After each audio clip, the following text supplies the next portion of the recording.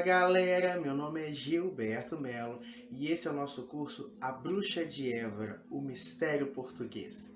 Pessoal, hoje eu quero falar para vocês sobre uma figura histórica, uma figura mítica, uma figura muito importante da cultura popular lusitana e também brasileira, tá? Vamos falar sobre a Bruxa de Évora. Obviamente que dentro de um contexto espiritualista, né, que é a nossa proposta sempre aqui do Espiritualidade Livre, é levar esse lado espiritual.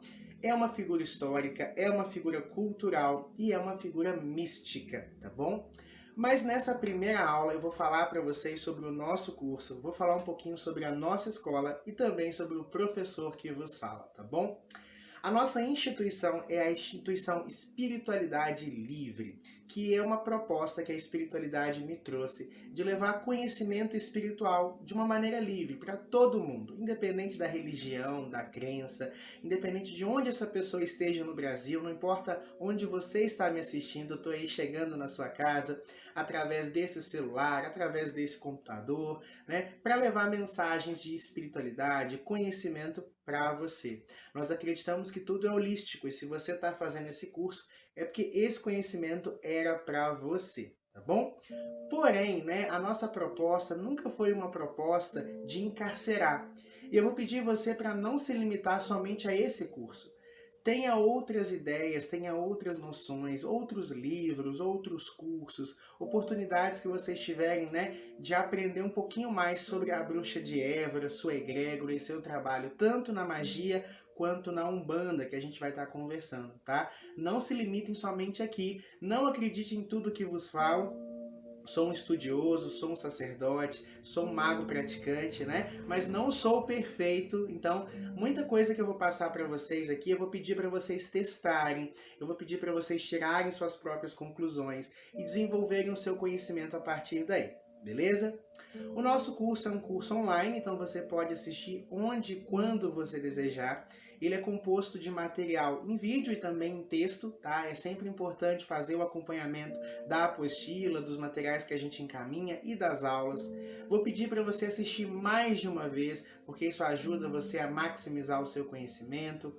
Uma coisa comum que todas as bruxas têm, que é o seu grimório ou o seu livro das sombras, Book of Shadows, né? Que você pode utilizar. Que é pegar um caderno simples aí, ou se você já tem, pode utilizar o seu, e fazer anotações, né? Isso ajuda você também a maximizar o seu aprendizado, né? E registrar as informações aqui, sempre ficando acessível ali, só abrindo o seu grimório, tá? Inclusive, vou trazer o meu aí nas aulas para você conhecer um pouquinho dele. Pessoal, uma coisa importante, é um curso que vai ter uma didática tanto, né, da Umbanda, sou sacerdote de Umbanda já, né, tenho meu terreiro que é o Templo Escola Mestre Jesus, então eu vou falar um pouquinho sobre a linha da Bruxa de Évora, da Moura Torta dentro da Umbanda, e vou também trazer para você dentro da magia, sou mago iniciado há mais de 10 anos, e eu vou trazer também o trabalho dentro da magia. Eu sei que o público que está me assistindo ele é diverso, tem o público ali de religião afro-brasileira, tem o público de Wicca, de magia natural, e eu vou tentar atingir esses dois públicos aqui através desse curso, tá? Uma coisa importante, independente de qual desses lados você esteja, eu sugiro que você assista e também preste bastante atenção nas aulas que fala tanto do aspecto da Umbanda, da Quimbanda, do Catimbó, com a Bruxa de Évora, quanto do aspecto mágico, porque isso vai poder favorecer você. Eu acredito que tudo aquilo que a gente aprende somatiza, tá? Então é importante você prestar atenção em todas as partes desse curso. Qualquer dúvida que você tiver, entre em contato comigo, seja pelo meu WhatsApp, seja pelo direct, seja pelo grupo, seja, né, da maneira que você achar mais fácil, mais tranquilo, você pode estar me procurando e eu vou ter enorme prazer em estar sanando a sua dúvida, tá bom? É um curso que foi feito com muito carinho, espero que vocês gostem, espero que eu possa somar aí na caminhada mágica de vocês. Esse foi só uma palhinha do nosso primeiro encontro, trazendo ali alguns recadinhos básicos, tá? Mas na próxima aula já tem conteúdo, beleza? Então espero você lá. Um beijo e tchau, tchau!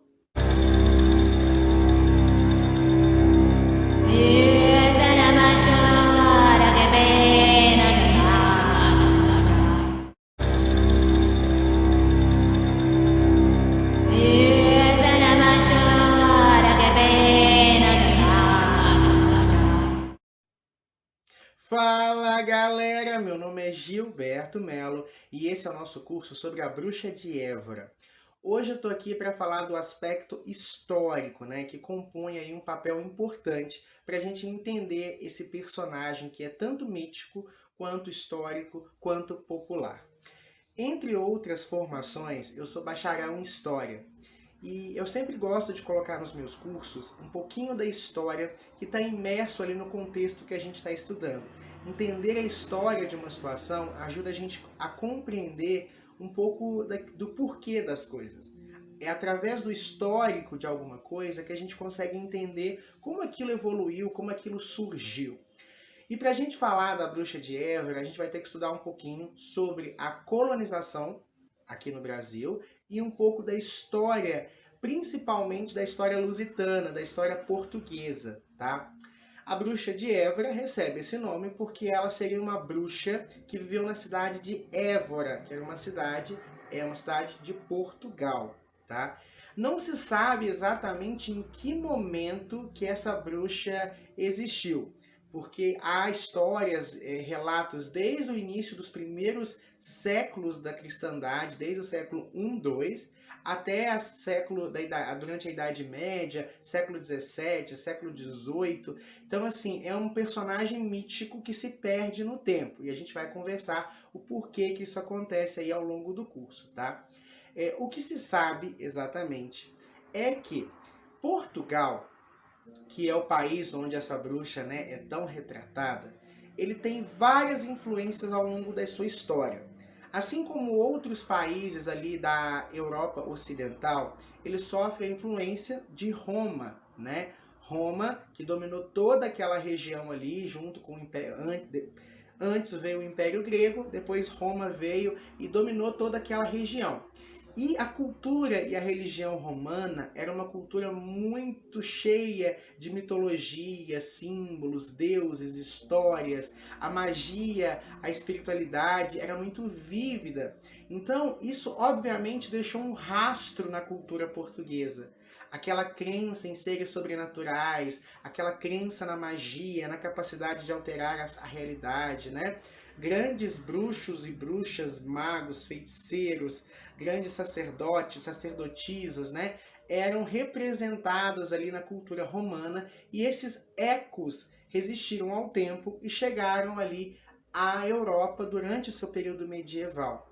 Então a cultura lusitana tem forte influência também da cultura romana, né? E até nós hoje, a sociedade brasileira ainda tem rastros da cultura romana, tanto nas suas mitologias, suas histórias, seus símbolos. A própria Igreja Católica, né, aqui presente no Brasil, é a apostólica romana. Então a gente tem traços da cultura romana ainda hoje na nossa vida.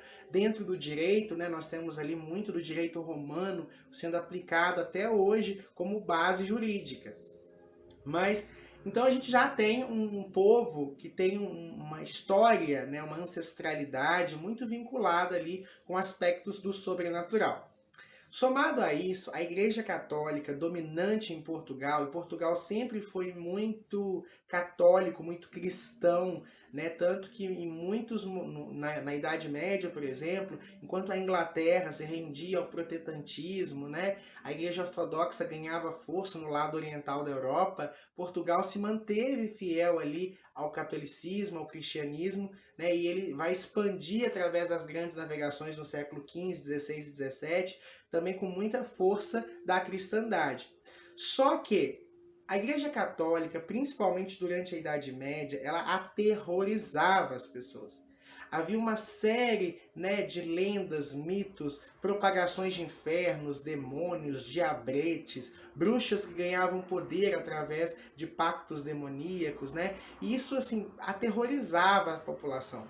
Então, isso dentro de uma população que já tinha um aspecto fértil de espiritualidade, né, fomentou muito as histórias de bruxas, demônios, coisas e aspectos sobrenaturais.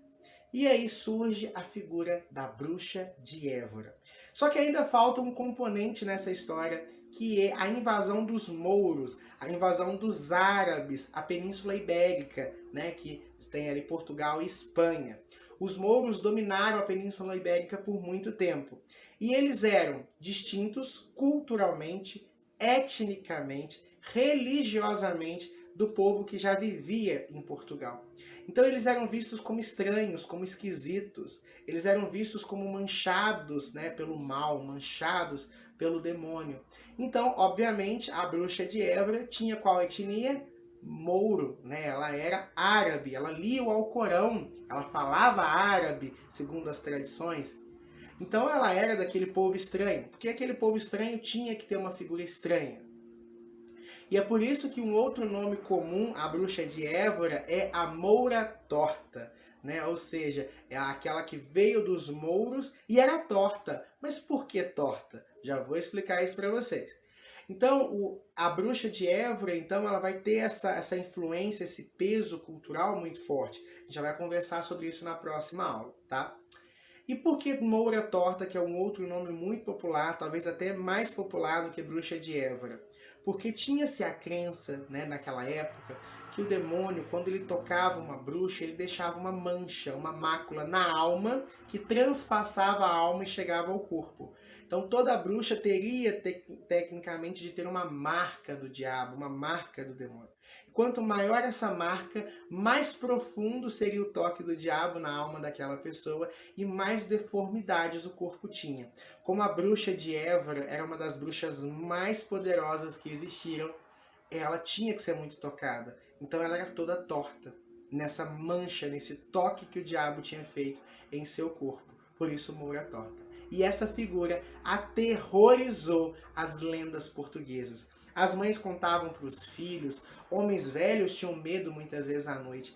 Seu medo era tão grande que mesmo no Brasil colônia, a quilômetros de distância de Lisboa, de Portugal, de Évora, com o mar separando Portugal e Brasil, os colonos tinham medo da bruxa de Évora. E eles trouxeram, através das grandes navegações e da colonização do Brasil, a história da bruxa de Évora.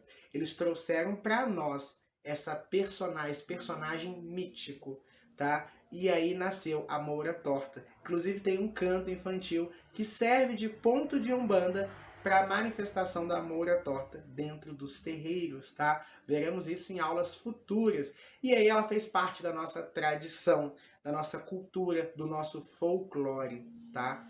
Gostaram da aula de hoje? Foi uma aula histórica, espero que vocês tenham gostado. Comenta aí, eu sou um bom professor de história? Vocês curtiram essa dinâmica de aula? Espero que sim, tá bom?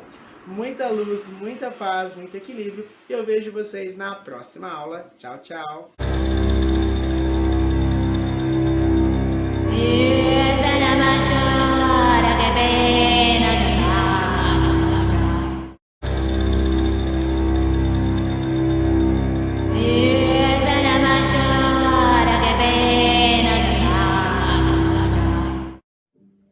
Fala galera, meu nome é Gilberto Melo e esse é o nosso curso A Bruxa de Évora.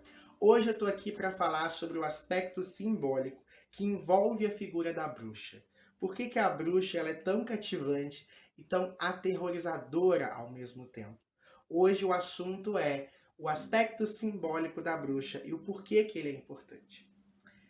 A bruxa de Évora a gente já entendeu o aspecto cultural, mas agora vamos estudar o impacto que esse aspecto gera, por que ele ressoa, por que ele existe até hoje, né? Por que até hoje você, por exemplo, se interessou nesse assunto, por que isso acontece?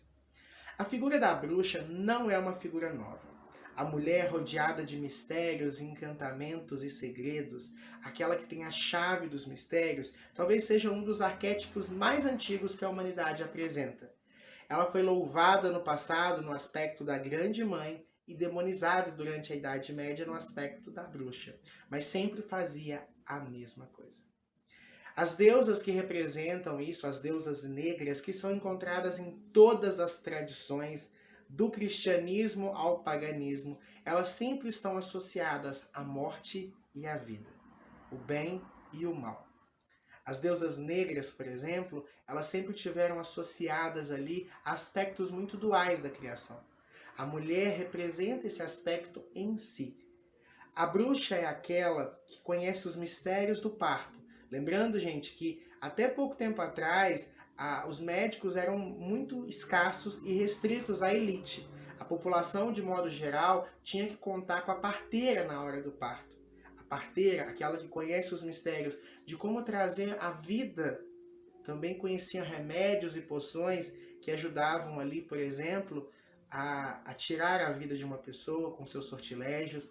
Ela conhecia mistérios, por exemplo, de fazer uma gravidez não ir para frente. Então essa dualidade representava o que a bruxa era. A bruxa era aquela que a população buscava conselhos, mas morria de medo de suas pragas. Ainda hoje, por exemplo, você que é um bandista sabe o que é ser uma bruxa do século XXI, sabe o que é ser um bruxo do século XXI. As pessoas vão aos terreiros, buscam auxílio e são as mesmas pessoas que apedrejam a religiosidade. Isso é algo que as bruxas sentiam muito na pele. E a figura da bruxa é uma figura sedutora. Vocês já pararam para pensar no que é sedução? Vamos pensar o que é uma roupa sedutora. Vamos pensar no decote de uma mulher. Ele está ali, ele mostra parte do seio, mas ele oculta parte do seio. Vamos pensar numa lingerie. Ela mostra o corpo, mas ela esconde parte do corpo. A sedução é uma dança. Por exemplo, um vestido, tomara que caia, que expõe e oculta. Ou um vestido curto, expõe e oculta.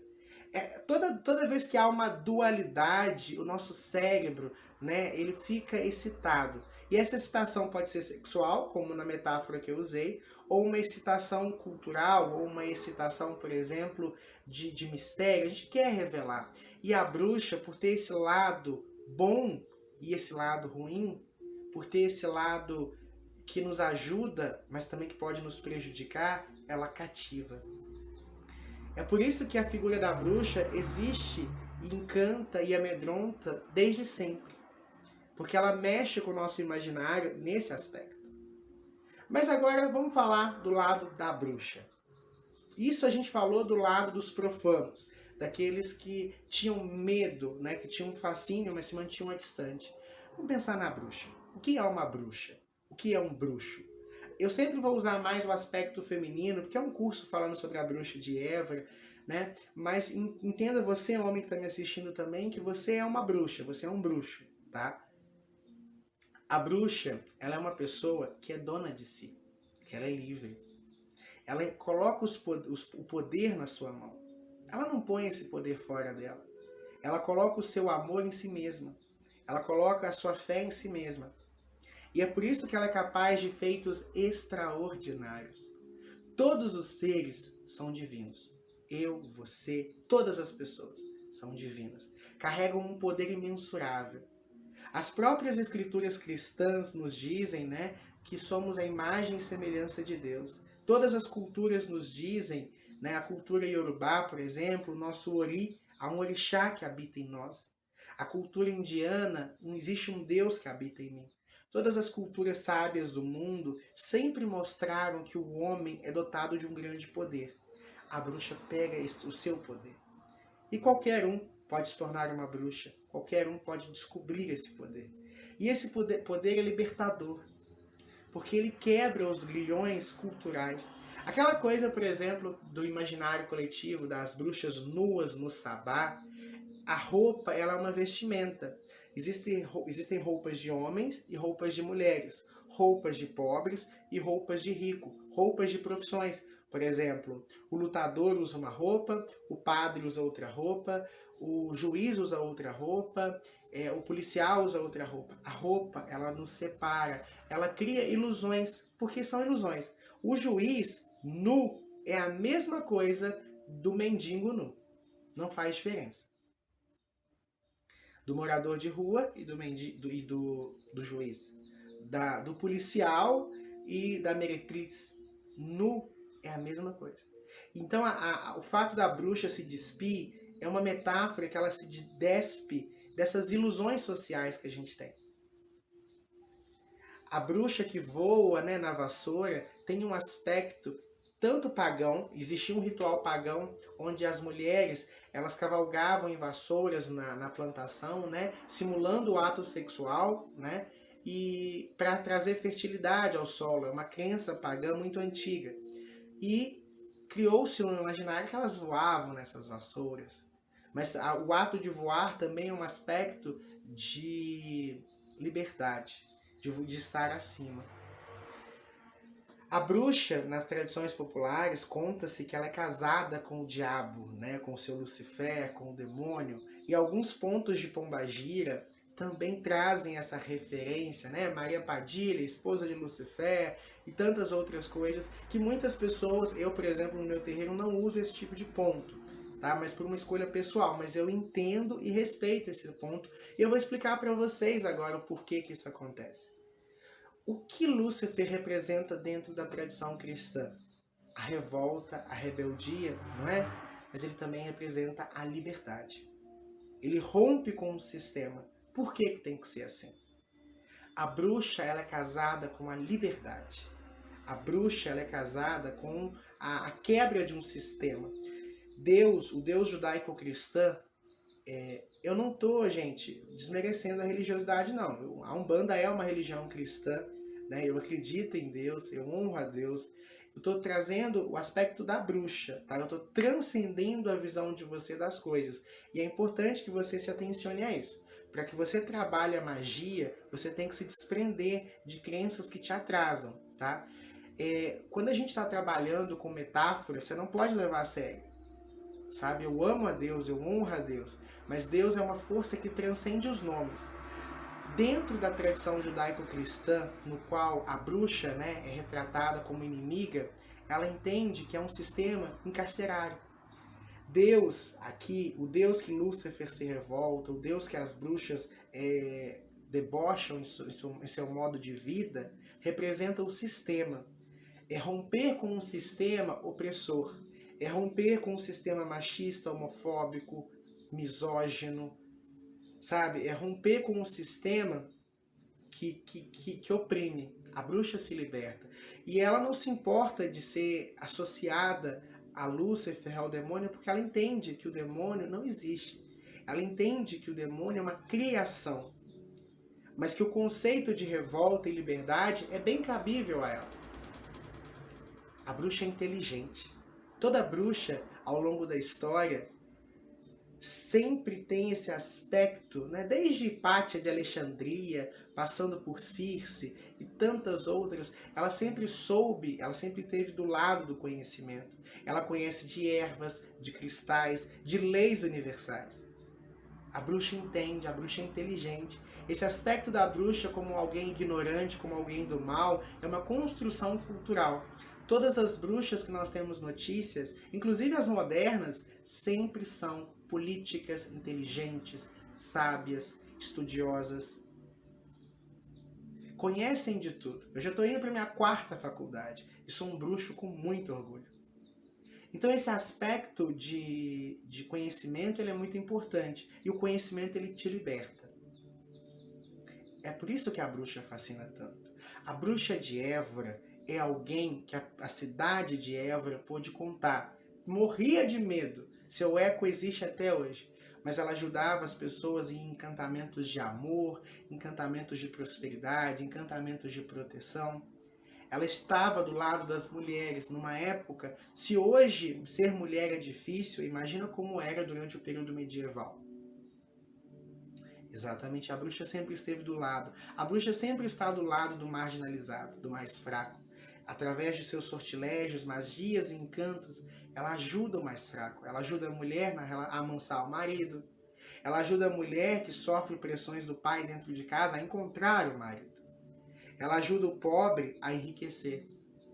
Isso de maneira simbólica, tá, gente? A gente está falando de um símbolo do que é ser bruxa ao longo de todo um aspecto cultural. E essa é a bruxa de Évora. E é isso que a gente vai buscar nessa egrégora, tá? Guardem essa palavra que teremos uma aula específica para ensinar vocês o que é egrégora, tá? Isso é importantíssimo. Mas toda essa aula de criar uma imagem do que é uma bruxa, explicar alguns conceitos da bruxaria, é muito importante, tá bom? Toda bruxa é uma sacerdotisa de si mesma, tá? A bruxa, ela ajuda as pessoas a alcançarem a divindade, porque ela já alcançou a sua divindade, ela já tocou a sua divindade interna. E é por isso que ela gera tanto impacto. tá bom?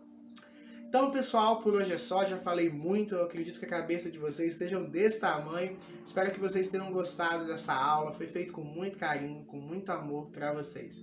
Muita luz, muita paz, muito equilíbrio e tchau, tchau!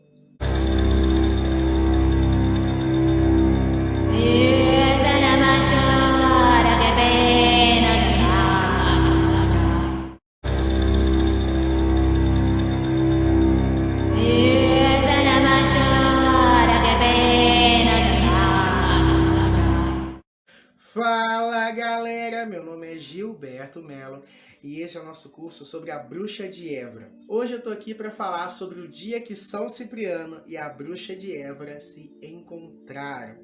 Duas figuras poderosas da cultura europeia, duas figuras poderosas também na nossa cultura brasileira, e hoje eu vou trazer esse encontro para vocês. Tá? Lembrando que tudo que eu tô falando aqui ainda tem um aspecto teórico e mítico. Tá? E a gente vai aplicar isso na prática, na parte prática do curso. Mas é importante que vocês anotem, façam a leitura da apostila e prestem bastante atenção na aula aqui do professor Gilberto, tá? Cipriano, né? Esse nome ele é muito controverso, porque ele é um santo, um mártir cristão e um poderoso bruxo pagão. São Cipriano seria, né, criado ali na Europa, bem no início da cristandade, ali entre o século I, II. Ele cresceu num lar pagão, se tornou riquíssimo, já era rico de família e aumentou a sua riqueza através de sua magia. O povo, né, romano, a gente já falou disso, ele era muito religioso, muito espiritual, e a magia florescia solta dentro da cultura romana. Cipriano se tornou um dos maiores bruxos daquele período. As pessoas vinham até ele para magias brancas, magias negras, diziam que ele contactava diretamente o próprio demônio que dava poderes a ele. Lembrando mais uma vez que essa é uma visão cristã sobre a história de São Cipriano, tá? Provavelmente ele tinha ali a ligação com os deuses romanos, né? Com a cultura romana, com a cultura pagã. Mas a igreja cristã demonizou e transformou todas as entidades romanas em seres demoníacos, né? E ele tinha esse poder, mas nem sempre foi assim. Esse poder foi a ele dado e adquirido ao longo de um tempo.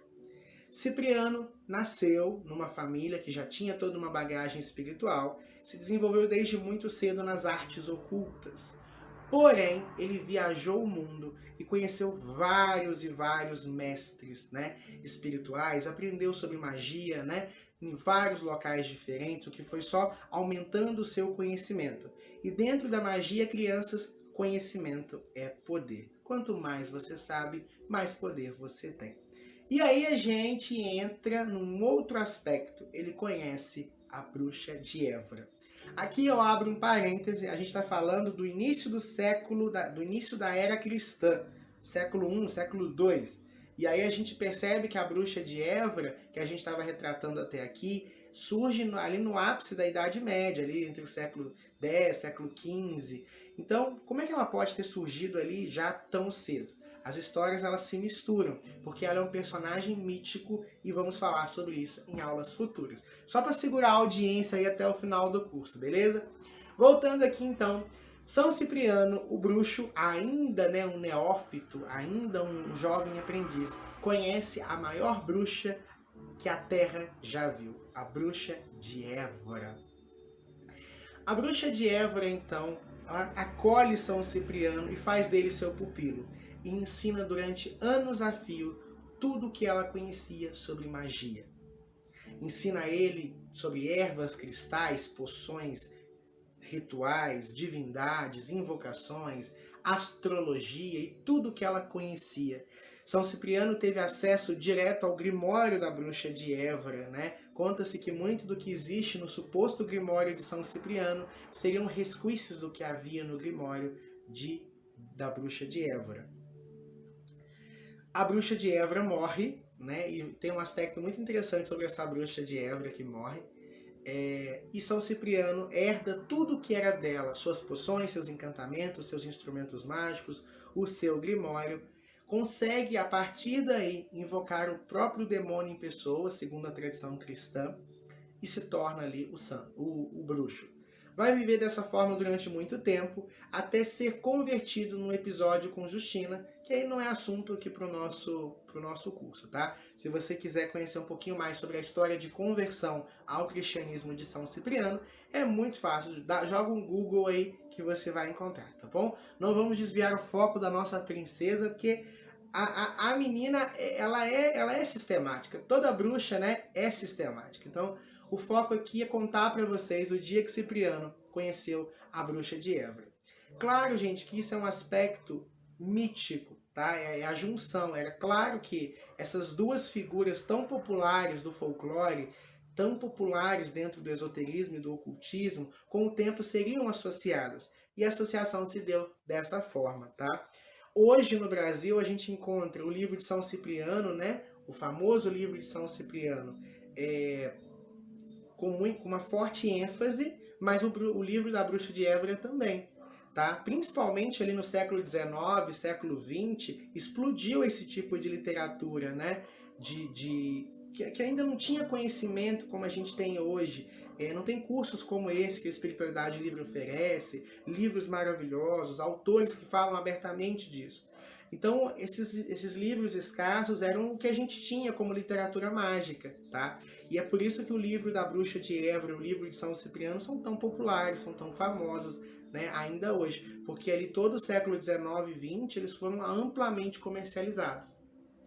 E essa é a história que eu quero contar para vocês hoje. Gostaram dessa história? É muito legal, né? Tem muita bagagem aí que a gente pode abstrair. Um beijo e eu vejo vocês na próxima aula. Tchau, tchau.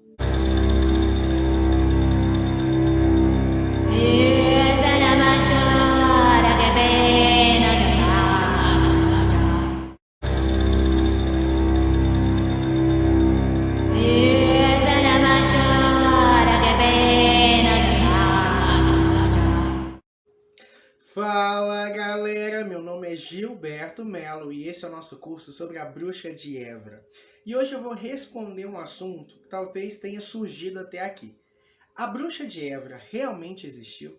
Com a contradição que a gente viu claramente ali no aspecto de datas, né, na última aula. Com toda essa questão da história que está por trás, o contexto, ela realmente existiu? Pessoal, quando a gente trata de uma figura mítica, a gente não tem que ter os olhares que a gente tem ao tratar uma figura normal, uma figura comum. A gente vai analisar. O Gilberto existiu? Olha, o Gilberto tinha um nome, o Gilberto tinha uma profissão, o Gilberto tinha família, o Gilberto viveu durante um determinado período e fez tal coisa. O rastro que eu deixo no mundo prova que eu existi. Esse curso que você está fazendo prova a minha existência. Quando eu analiso figuras míticas, e o que é uma figura mítica? Jesus, Krishna, Buda, São Cipriano, Bruxa de Évora. Eu não posso analisar o aspecto, por exemplo, primeiro que são escassos os aspectos, assim, as referências históricas. Por exemplo, Jesus, fora da Bíblia, só tem duas referências históricas a ele, uma referenciando aos cristãos, né, falando que eram seguidores de um tal Cristo, e algumas escassas referências. Nós não temos referências de Jesus fora os escritos cristãos. Buda, Krishna, a gente tem nomes e datas, mas muito escasso. Tudo que a gente tem sobre eles são coisas que nos contam sobre eles. Claro que, com certeza, deve sim ter havido um Jesus de Nazaré, deve sim ter havido um Siddhartha Gautama. E por que eu falo que deve ter havido? Porque o Gilberto, ele existe e eu provo a existência dele através do rastro que ele deixa. Um homem pequeno deixa um rastro pequeno. Um homem gigante deixa um rastro gigante. Então, deve ter existido sim um Jesus de Nazaré pelo impacto que ele deixa no mundo. Pelo impacto cultural, pelos rastros que ele deixa no mundo. Só que muito do que é falado sobre essas figuras, e eu tô falando de Jesus, depois eu volto para falar da bruxa de Évora para vocês entenderem, são coisas que são atribuídas a ele.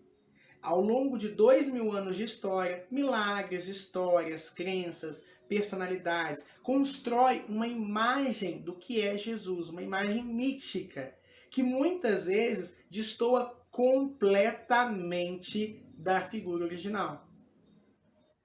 Isso, mas aí quando eu vou analisar Jesus, eu tenho que analisar ele pelo aspecto histórico, pelo aspecto a pessoa, eu analiso ele pelo aspecto filosófico, a mensagem que ele passava, quem ele era, e eu analiso ele pelo aspecto simbólico, né? O que ele representa na fé das pessoas. Então ele existe tanto no aspecto humano, quanto no aspecto filosófico, quanto no aspecto simbólico. Isso vale para toda figura mítica. Os deuses provavelmente eram pessoas que tinham algum tipo de destaque e com o tempo foram ganhando proporção.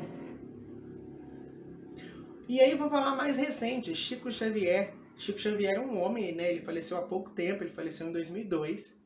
Ele tem ele é uma pessoa, a gente sabe, tem registros, tem história, mas já existe um aspecto filosófico e espiritual na imagem de Chico. Daqui a 100 anos, Chico Xavier vai ser uma personalidade que muito vai destoar do que ele era de fato. E não é que é mentira, é porque a figura mítica, ela sobrepõe a figura comum. Então a bruxa de Évora, sim, deve ter existido uma bruxa, deve ter existido alguém que fez jus à lenda. Só que a lenda se torna maior do que ela. E aí todo o ambiente, todo o cenário português que a gente já estudou até aqui, fomentou isso. Ah, Gilberto, então quer dizer que ela existiu, mas não era tudo isso? Não, ela era tudo isso. Porque agora, quando eu falo da bruxa de Évora, o que eu falo é essa junção filosófica, simbólica principalmente, e também humana. Mas o porquê que isso é importante? Porque para o mago, para a bruxa, indifere se alguém existiu ou não. Não importa. Importa a egrégora que ela criou, a egrégora que foi criada, porque é com ela que nós vamos trabalhar. Importa o arquétipo que surgiu, porque é com ele que nós vamos trabalhar. Consegue entender essa questão? Indifere se a bruxa de Évora existiu como uma figura e se ela, enquanto na carne, foi tudo isso que foi falado sobre ela. Provavelmente não foi. Mas ela criou um culto, criou uma persona, criou uma egrégora, que a gente vai estudar, que pode ser trabalhada e que é o alvo dos nossos estudos. Então eu dei essas 4 aulas para vocês até aqui para falar disso, para montar, para explicar para vocês simbolicamente quem era a bruxa de Évora, o que ela é hoje no astral, para poder trabalhar magicamente com ela, seja através da Umbanda, seja através da magia natural. Tá bom? Gostaram? É muito interessante isso. O bruxo, o mago, não importa se alguém de fato existiu ou não. Importa que no astral existe essa impressão digital, existe essa energia. E o contato com essa energia é o que importa para mim. Isso é alta magia. Isso é conhecimento espiritual. Tá bom? Essa palavrinha egrégora, dá uma pesquisada sobre, que é o assunto da próxima aula, tá bom?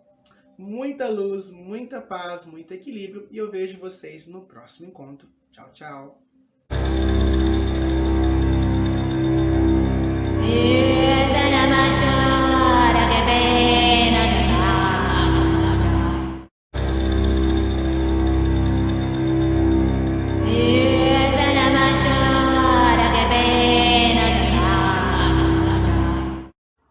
Fala galera, meu nome é Gilberto Melo e esse é o nosso curso A Bruxa de Évora.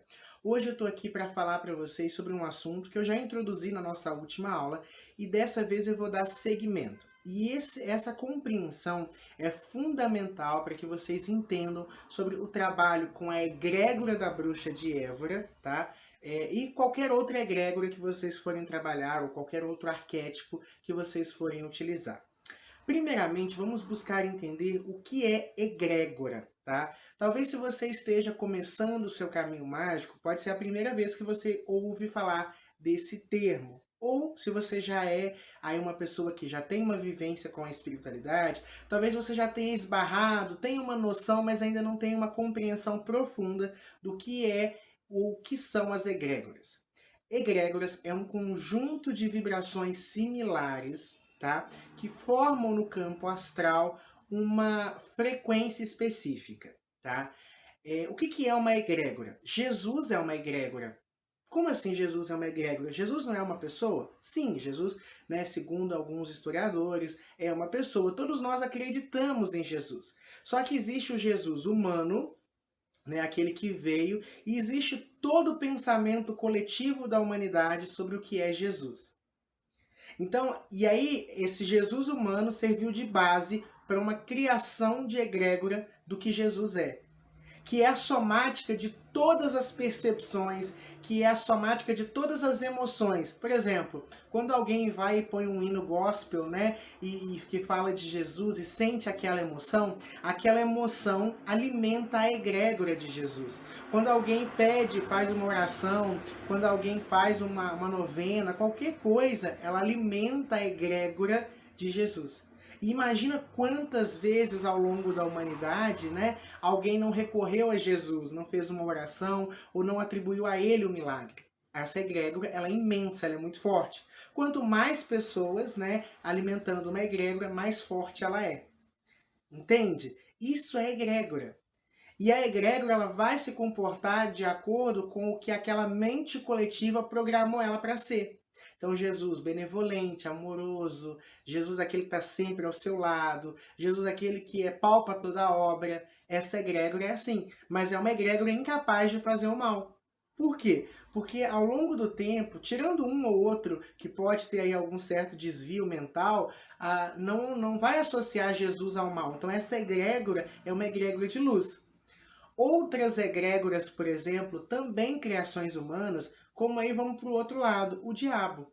O diabo ele é uma construção humana, tá? Ele é uma criação da igreja medieval. Nas escrituras, por exemplo, você tem vários nomes, né? Mas não há uma menção de como ele seria. Pensa no diabo, de chifres, de cara deformada talvez, negro e vermelho associado a ele, né? Animalizado. Essa figura ela é uma construção medieval, usando o tridente, né? Isso é uma construção medieval. Só que ao longo do tempo, quantas pessoas não tiveram medo, receio? Ainda hoje as pessoas não atribuem a essa figura o medo?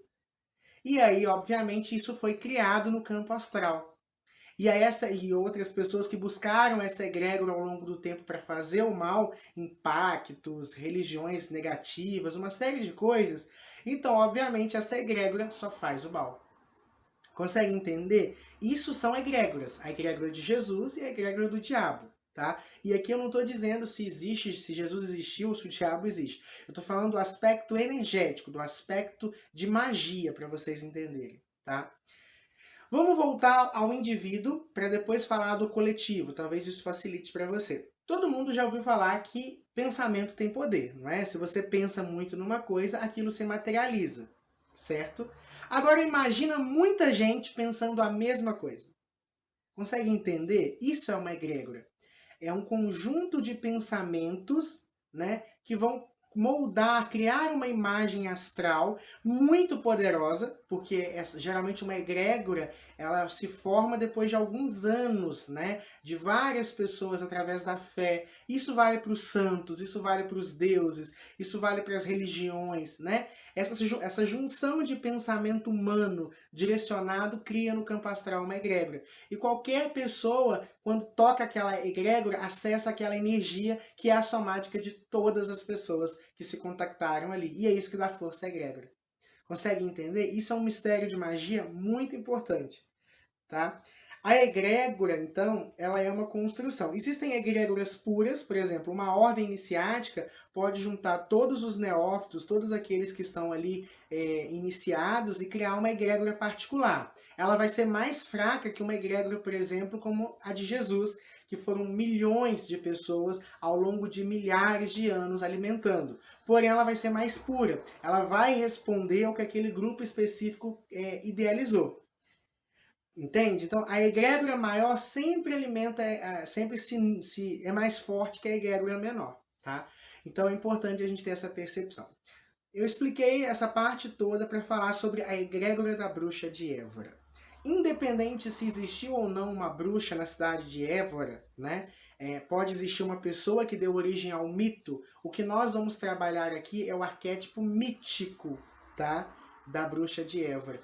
E essa egrégora que foi alimentada ao longo do tempo pelas lendas, pelas histórias, pelos medos, pelos pedidos feitos ali à bruxa de Évora ao longo do tempo.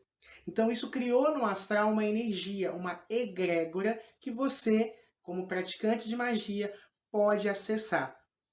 Claro que, como a bruxa de Évora, a gente já conversou, ela tem toda uma nuance medieval da bruxa, do arquétipo da bruxa, o trabalho com ela vai exigir que você compreenda essas questões, tá? Então é muito crucial, é muito importante que você tenha essa percepção, tá? Que a bruxa de Évora em si, ela carrega ali alguns mistérios, ela carrega em si algumas nuances. Então, por exemplo, Jesus, você vai pedir coisas boas. O diabo, quem for buscar algo com ele, vai pedir coisas ruins. E a bruxa de Évora? O que será que eu posso pedir? O que ela pode me auxiliar, né? A gente vai visualizar isso ao longo do curso, tá? Entenda então que ela é uma egrégora que foi alimentada ao longo de vários séculos pelas lendas, pelas histórias, pelas pessoas que recorreram a ela, né? Então essa energia, entenda que ela é uma persona mística, ela é uma entidade, tá? E aí é legal vocês entenderem o que é entidade. No Brasil, pela forte influência da cultura afro-brasileira, por exemplo, eu sou sacerdote de Umbanda. Então, obviamente, eu sou extremamente influenciado pela cultura afro-brasileira. Mas, mesmo quem não pertence a esses cultos, a noção de esoterismo que nós temos aqui é a noção que a gente recebe desse grupo, que é quem manteve o esoterismo vivo aqui, quem traz muito do conhecimento mágico para as terras do Brasil. Porém, quando você vai assistir, por exemplo, um filme americano, ou um filme europeu, ou tem contato com algum tipo de material místico de outros lugares do mundo, você percebe que a entidade aqui para nós é um espírito. Não está equivocado. Mas entidade, pelo contexto mágico, é qualquer ser extra-humano, tá? É qualquer ser, é um ser, é alguém, carrega uma essência, né, uma vida, mas diferente da nossa. Pode ser uma entidade cósmica, pode ser uma entidade natural, pode ser uma entidade que já morreu, ou pode ser uma entidade elementar. O que é uma entidade elementar? É uma entidade que nós chamamos de egrégora, que foi construído. Então a bruxa de Évora é uma egrégora que foi construída, sabe? Mas que carrega todo esse poder que lhe é atribuído. Consegui ser claro no que eu quis passar para vocês, gente? Porque nós vamos trabalhar com a egrégora da bruxa de Évora, tá? Para vocês entenderem aí o que ela é e de onde deriva o poder dela. Então ela é tudo o que foi falado dela. Tudo o que foi falado dela. Que ela é uma bruxa poderosíssima, que ela tem capacidade de invocar forças sobrenaturais, que ela controla a natureza, né? Que ela carrega em si toda a sabedoria. Porque essa foi a egrégora que foi imantada ao longo de centenas de anos por várias pessoas e que formou no astral. E como é uma coisa que ao mesmo tempo é uma egrégora muito forte, mas é uma egrégora pouco trabalhada, né? Hoje em dia tem crescido mais um pouco, né, a respeito ali sobre ela, mas é uma egrégora pouco trabalhada. Então é uma egrégora que não foi tão tocada, tão mudada. Tem certas egrégoras, por exemplo, que vão mudando ao longo do tempo pela forma como as pessoas veem ela. Vou dar um exemplo para vocês. A egrégora de Lilith. Lilith é uma outra egrégora, né? Inclusive muito próxima ali também da bruxa de Évora, em alguns aspectos, né? Lilith é uma grande bruxa, é a primeira bruxa dentro da tradição judaico-cristã. Lilith, então, ela mudou. No passado ela era vista como uma deusa, depois foi vista como um demônio, e agora é símbolo de liberdade. Então a egrégora, como ela foi sendo lapidada, as pessoas mudaram a forma de enxergar, isso vai mudando a egrégora. A bruxa de Évora, por enquanto, né, ela continua mantendo o aspecto que ela já vinha desde o século I, século II, tá? Então ela se manteve muito pura dentro dessa essência. E é o que nós vamos recorrer a essa egrégora, pedindo sabedoria, orientação, magia, poder, né? E tem tanta coisa que eu vou ensinar para vocês, pessoal. Acho que vocês vão curtir esse curso, tá? Mas por hoje é só, espero que vocês tenham entendido. Caso tenha alguma dúvida, pode me procurar, eu vou ter enorme prazer em estar respondendo vocês, tá bom? Muita luz, muita paz, muito equilíbrio e até a próxima aula. Tchau, tchau!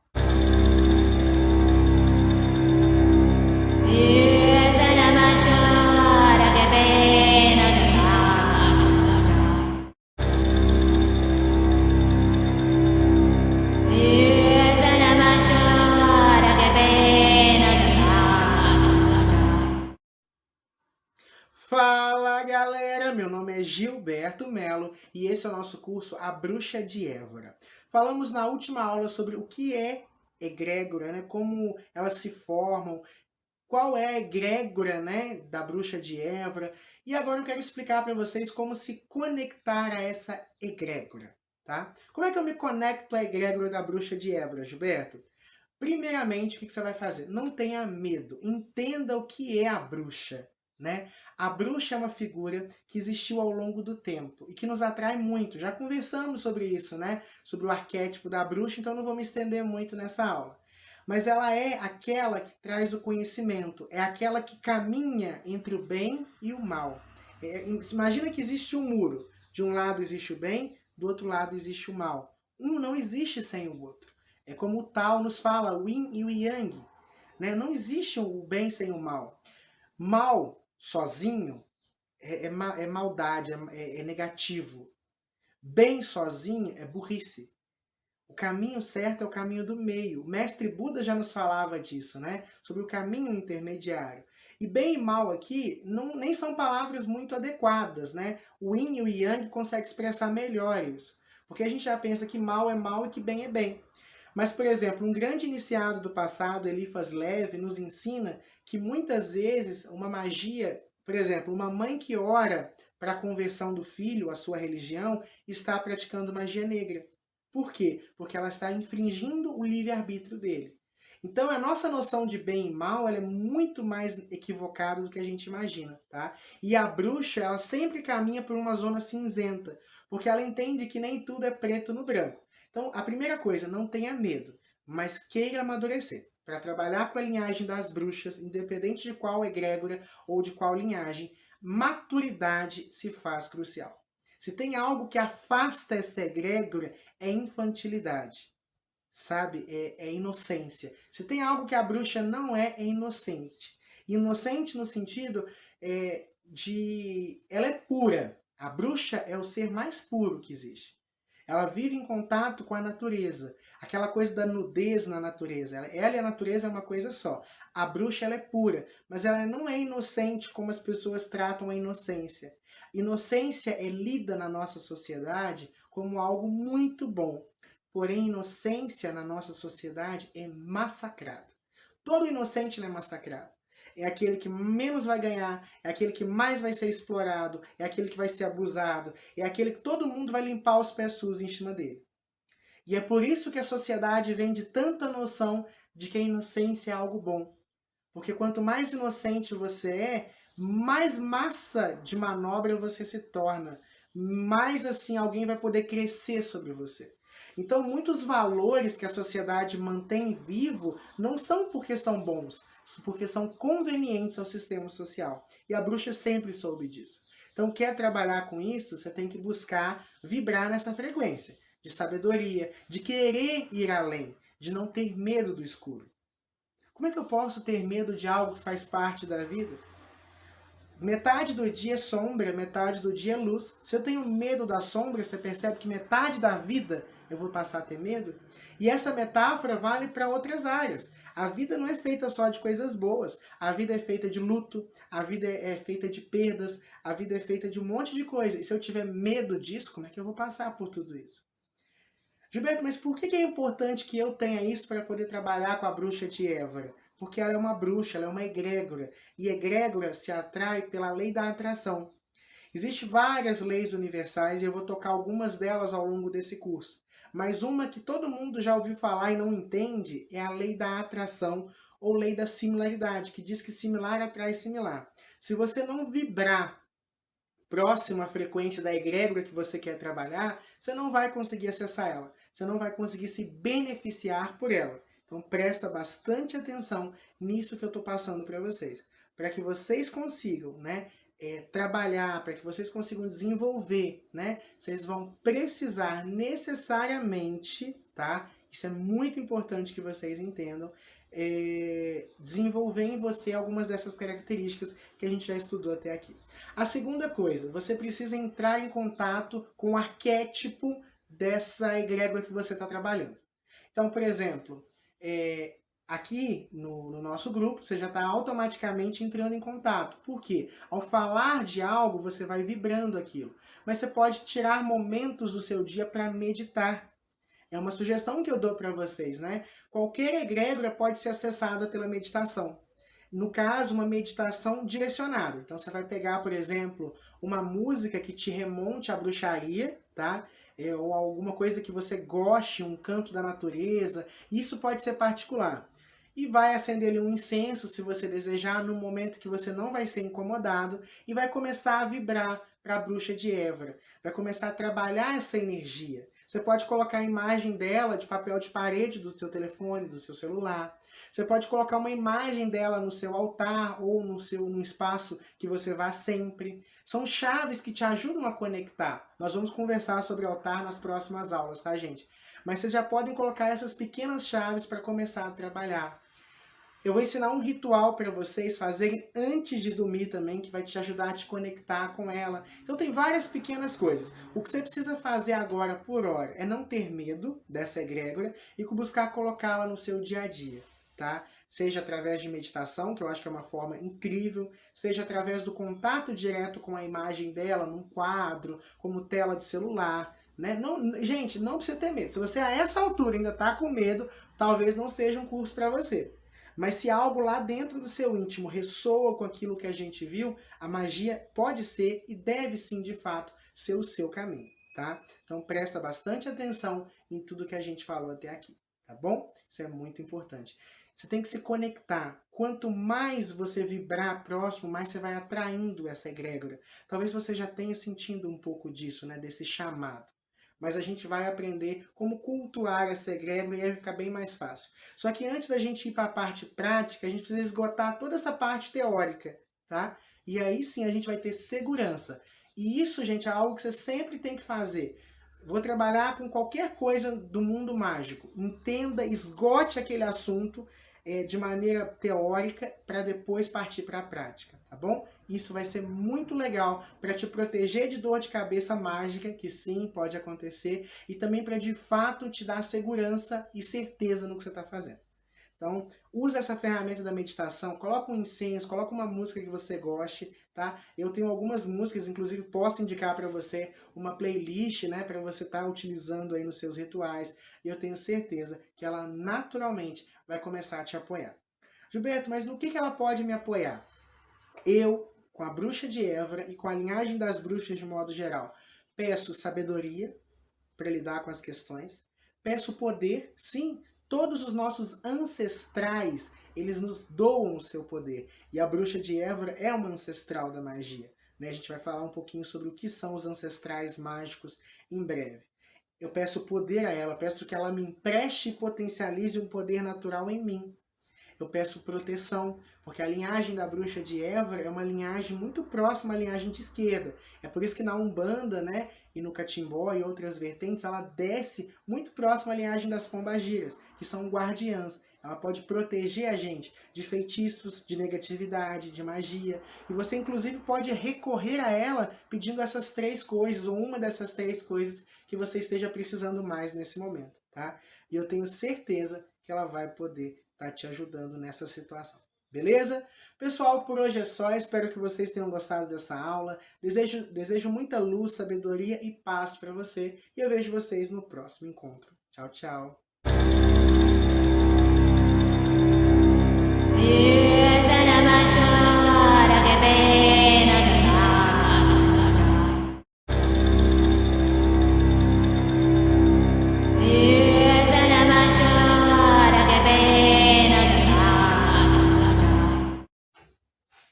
Fala galera, meu nome é Gilberto Melo e esse é o nosso curso A Bruxa de Évora. Hoje eu vou estar ensinando para vocês oferendas, né, para ser feita a egrégora da Bruxa de Évora e vamos aprender também quando e por que fazer essas oferendas, tá? Pessoal, vocês já vêm acompanhando aí o nosso curso, a gente aprendeu bastante coisa sobre essa egrégora, sobre essa linha, sobre o seu fator histórico, o seu fator mitológico. E hoje eu quero falar sobre as oferendas. Na última aula a gente aprendeu sobre a firmeza da Bruxa de Évora, como criar um espaço destinado a se conectar com essa linha. E hoje eu vou estar ensinando para vocês as oferendas. As oferendas basicamente são aquelas que a gente visualizou na aula de firmeza. Você faz a primeira firmeza como uma oferenda e delimitando no físico, né, o espaço astral que aquela entidade vai ocupar. Nós chamamos isso de totem, tá? É um local físico e aí a gente aprendeu do caldeirão, da imagem, né, o espaço onde aquela no físico que vai refletir no astral. Existe uma lei hermética que é a lei que a gente fala o seguinte: tudo que está em cima é como tudo que está embaixo, é a lei da correspondência. Então, tudo aquilo que acontece no físico cria uma conexão no astral. Então, se você cria no ambiente físico algo que representa alguma coisa do astral, automaticamente há uma correspondência, há uma ligação. E o que acontece aqui, acontece lá também. Então, magia funciona dessa forma.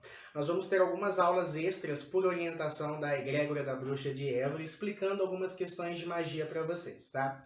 Hoje eu vou falar sobre oferendas e vou falar como e em que contexto eu oferendo algo à Bruxa de Évora. Então vamos lá. Primeiramente e obviamente, né, eu faço muitas oferendas para pedidos. Então, algo que eu queira, eu estou precisando de prosperidade, ou eu estou precisando de proteção. Às vezes tem alguém que está ameaçando ali a minha segurança física, né? Então eu vou lá e faço uma oferenda pedindo proteção, pedindo sabedoria, né? Eu gosto muito de trabalhar com a linhagem dos ancestrais, que inclui todos os bruxos que vieram antes de nós, né? Já falamos um pouquinho sobre isso numa aula a respeito de linhas de Umbanda, falando da bruxaria dentro da Umbanda.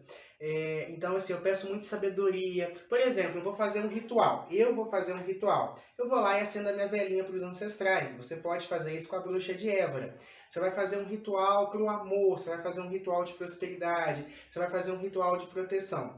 Antes de começar a trabalhar o seu ritual, vai lá no altar, no espaço que você dedicou para a Bruxa de Évora e faça uma oferenda, pedindo que ela abra para você seus mistérios, potencialize o seu poder, potencialize a sua sabedoria. Você vai perceber que a partir daí seus rituais tendem a ter um efeito melhor. Seus rituais tendem a ter um processo de harmonização maior, tá? Então eu sugiro que vocês façam. Eu sempre faço. Vou fazer um trabalho, vou fazer um ritual, vou lá e acendo uma vela para os meus ancestrais, pedindo que eles me emprestem o seu poder, potencializem os meus dons e tragam também sua sabedoria para a minha vida. E quais elementos eu posso oferendar? Vamos entender primeiro o conceito da oferenda, para depois a gente falar dos elementos que vocês podem oferendar. Oferenda é algo que existe desde sempre em todas as religiões. E isso acontece mesmo nas religiões que nós acreditamos que não exista questões mágicas. Por exemplo, o cristianismo. Quando, por exemplo, um cristão faz o jejum, ele está fazendo uma oferenda. Ele está oferendando o seu sacrifício à sua divindade. Quando você faz uma promessa, quando você faz um voto, os evangélicos usam muito esse termo voto. Na verdade, o que você está fazendo é um pacto, é uma oferenda que você está fazendo. Né? Por exemplo, quando você canta um hino oferecendo ele a Deus, você está oferecendo algo a Deus. Né? Quando você faz uma promessa, um santo, então vamos entender primeiro as questões. Existe uma lei no universo chamada lei de troca e movimentação. A lei de troca e movimentação diz que tudo tem um preço, tudo tem um intercâmbio. Por exemplo, você está fazendo esse curso, não está? Você pagou por ele, então a primeira troca que está acontecendo é a troca monetária, nesse caso específico. Então eu estou doando para você a minha sabedoria e em troca, né, estou recebendo questões financeiras aí, cunho financeiro, né? Então, essa é a primeira troca. Além dessa troca, você para receber esse conhecimento não é só o seu, por exemplo, a questão financeira que você está envolvido, por exemplo, não é só a troca financeira. Você está dedicando o seu tempo, a sua atenção, né? Então, para que você tenha o conhecimento sobre a bruxa de Évora que você está tendo, você desembolsou tempo, você desembolsou dinheiro, você desembolsou atenção. Você podia estar fazendo outras coisas. Eu recebi a troca financeira, mas o que eu doei? Eu doei o meu conhecimento, o meu tempo, né? Então as trocas elas acontecem em vários níveis. E quanto maior ou mais impactante, mais energia algo tem, maior vai ser essa troca. Por exemplo, você vai comprar uma casa. Quanto dinheiro, e dinheiro é energia, é o tempo que você trabalhou para desenvolver ele, ou que alguém trabalhou para desenvolver ele, você não teve para trocar numa casa. Consegue entender a lei da troca? Isso é a lei da troca.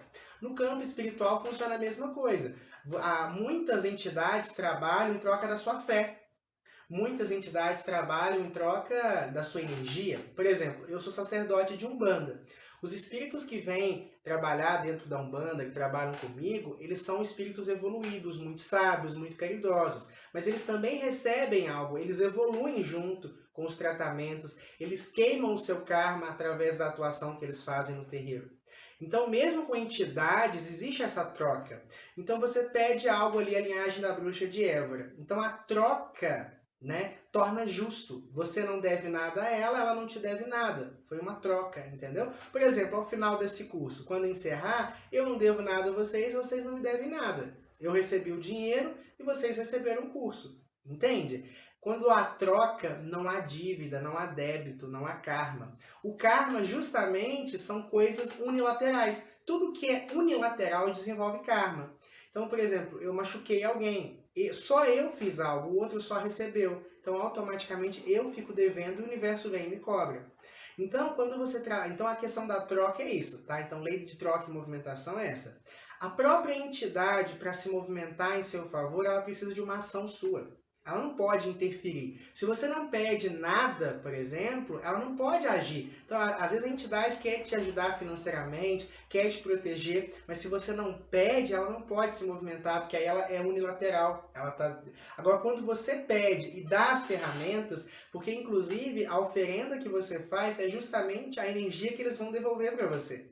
Então, quando você oferenda algo, é aquilo que eles vão utilizar a seu favor, tá bom?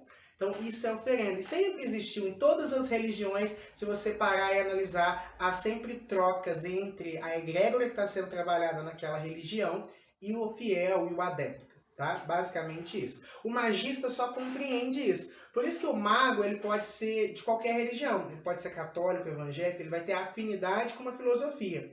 Mas ele entende que, em síntese, os processos de todas elas são muito parecidos, são muito iguais. Tá?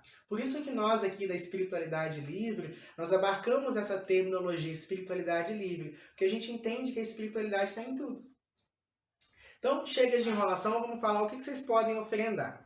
Olha, o que eu mais oferendo, né, sendo muito direto, são velas. No caso, velas pretas ou velas roxas, tá? Uma de cada vez, ou as duas, ou 7 de uma, 7 da outra, fica a seu critério e as suas possibilidades. Mas o que eu mais oferendo disparado aos ancestrais são justamente, né, velas. E geralmente eles utilizam essas cores. Mas os ancestrais também podem ser cultuados com vermelho, com prata e com branco, tá? Qualquer uma dessas cores. Violeta, preto, prata, branco e vermelho podem ser oferecidos aos ancestrais, tá? Eu gosto mais de preto e roxo, por isso que é o que eu mais utilizo. O cigarro, né? Vocês podem oferendar um cigarro, a marca indifere, tá?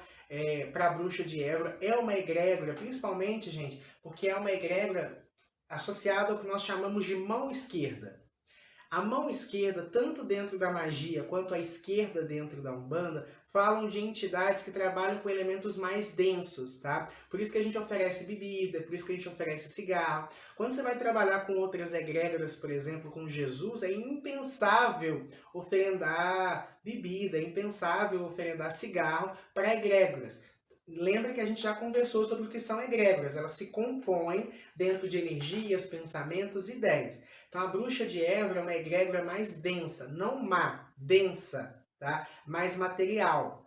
Então por isso que as coisas que a gente oferenda são muito materiais. Então, por exemplo, o cigarro é um exemplo de oferenda. Bebidas, né? De modo geral, eu gosto de oferendar a cachaça, que nós chamamos na Umbanda de marafo, e o vinho, tá? Vinho também. A linha dos ancestrais gosta muito de vinho, então vocês podem estar oferendando vinhos. Vocês podem oferendar também incensos, de modo geral. Lembrando, gente, uma coisa importante. Quando você oferenda incensos, você oferenda o incenso à egrégora, à entidade, e não a você. Então não é para você ficar cheirando o incenso, você vai oferendar, deixar e sair, tá? Você está oferecendo aquela energia para a entidade. Cristais, né? Por exemplo, a ametista, a ônix, você pode estar oferendando, tá? Você pode estar oferendando coisas simples, água, né? Frutas, tudo isso pode ser oferendado ali para a egrégora da bruxa de Évora. Gilberto, o que eu faço depois? Olha, incenso, cigarro, vai queimar, o que restar você pode jogar fora, normal.